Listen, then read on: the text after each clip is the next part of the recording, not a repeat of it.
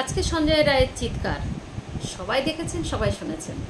প্রশ্ন একটাই, যাব কোথায়? বড় বড় আধিকারিকরা যদি এইসব দুর্নীতি, এইসব ক্রাইমের সাথে জড়িত থাকে, মেয়েরা কোথায় সেফ? আচ্ছা, সাধারণ ঘরের মেয়েদের কি অবস্থা হবে বলুন তো? সাধারণ মানুষদের কি অবস্থা হবে বলুন তো? কারণ এখন যেটা হচ্ছে, যখন তখন যাকে তাকে মানে মেয়েদেরকে মুড়ি মুরগির মতো মেরে দেওয়া হচ্ছে। এবং গরিব হলে তো আর রক্ষায় নেই।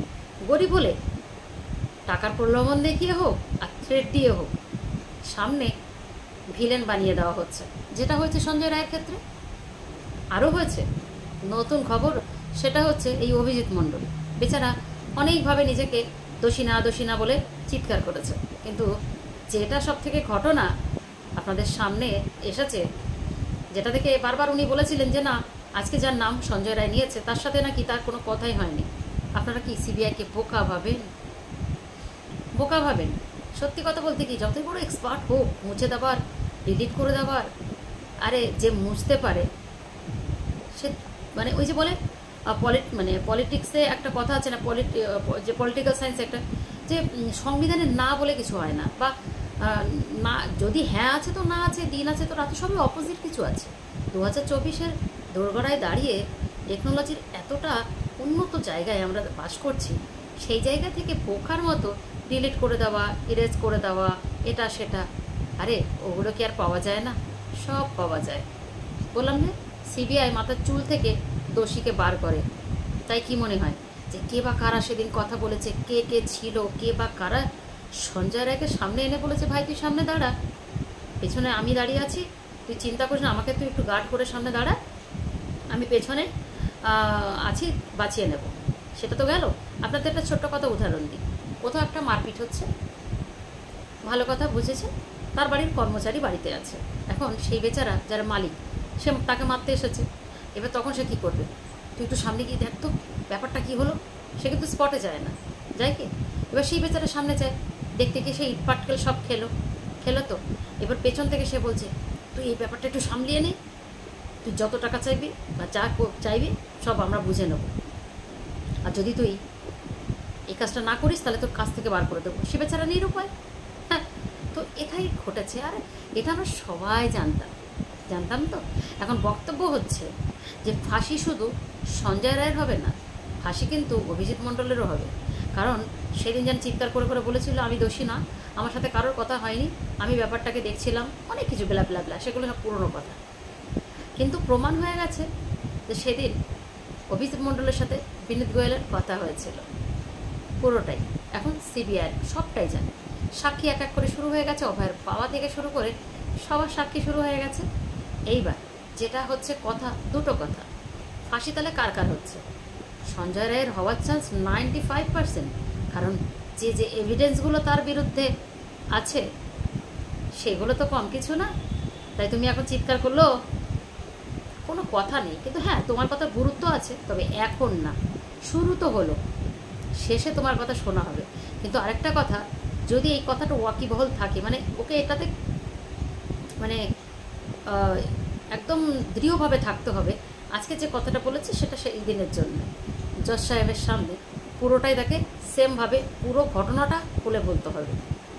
এইবার মৃত্যুদণ্ড হতেও পারে, আবার যাবজ্জীবনও হতে পারে, সেটা জজ সাহেবের উপর ডিপেন্ড করছে। যদি সে কিছু না করে থাকে, একা করে তো সব বেরোচ্ছে। ব্যাপারটা হচ্ছে সেদিন এত বড় ক্রাইমের সাথে সে যেভাবে জড়িয়ে গেছিল বা জড়িয়েছিল, শেষের কাজটা সে কী করেছে কি না করেছে সবটাই আমিও জানি, আপনারাও জানি।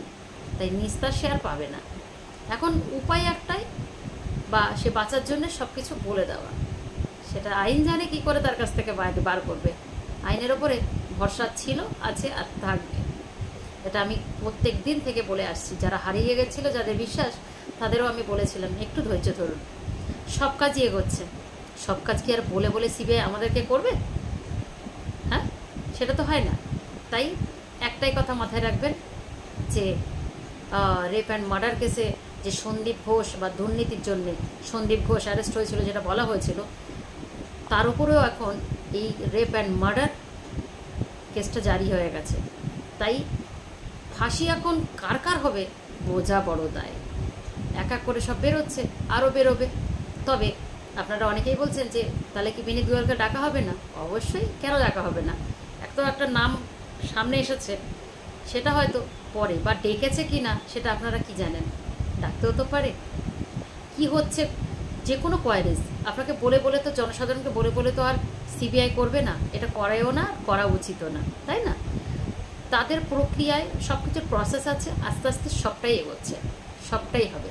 একটু ধৈর্য ধরতে হবে। প্রত্যেকবারের মতো যখন বলি, ঘর ভালো কিছু করতে গেলে, ঘর থেকে শুরু করে শুভ কাজ যে কোনো ভালো কিছু করতে গেলে সময় লাগে। একটা ঘর কি একদিনে হয়? হয় না তো। সেটা আপনার স্বপ্নের বাড়ি, আস্তে আস্তে আস্তে আস্তে সেটা সাজান, আস্তে আস্তে সেটাকে ভালোভাবে তৈরি করেন। কিন্তু ভাঙার সময় একদম এসে কেউ উড়িয়ে দেয়, বললো যায়। ঠিক তেমনি ভাঙতে 2 মিনিটেই লাগে। তাই একটু ভরসা রাখুন, একটু আস্থা রাখুন। তো যে বাচ্চারা বারবার থ্রেটনিং করছেন, করছেন, বন্ধ করুন এসব করার। কারণ মেনে নিন যে অন্যায় হয়েছে, আর যে অন্যায়টা হয়েছে ঘৃণ্য অন্যায়, এ অন্যায়ের ক্ষমা হয় না। তাই লাইনে এখন ফাঁসির লাইনে দাঁড়িয়ে আছে সঞ্জয় রায়, আর কে? অভিজিৎ মণ্ডল এবং সন্দীপ ঘোষ প্রথম সারিতে। তারপরের সারিতে কে বা কারা আছে আস্তে আস্তে সব সামনে আসবে। তবে একটা কথা তো বলতেই হয় যে এটা ছোটোখাটো জিনিস না, অনেক বড় জিনিস। কেননা ছোটোখাটো হলে এত মানুষের ওপরে টর্চার হতো না, এটা আপনিও জানেন, আমরাও জানি। তাই সেই জিনিসটা বার করা খুবই দরকার। যে কোনো জিনিস গোড়া থেকে উপড়ানো খুবই প্রয়োজন। না হলে সেই গাছটা, সত্যি কথা বলতে, যদি গাছে পোকা লেগে যায় না, সেই পোকাটার আপনি যত স্প্রে করুন না কেন, কোথাও না কোথাও যদি একটা পাতায় থেকে যায়, সে গাছটা পুরোটা আবার নষ্ট হয়ে যাবে, তাই না? তাই আমরা সবাই চাই, সাধারণ মানুষরা সবাই চায় যে সত্যি সত্যি যে অপরাধী শাস্তি পাক, এবং যে বা যারা এই ঘৃণ্য কাজের সাথে যুক্ত ছিল তারা যেন কোনো মতে ছাড়া না পায়।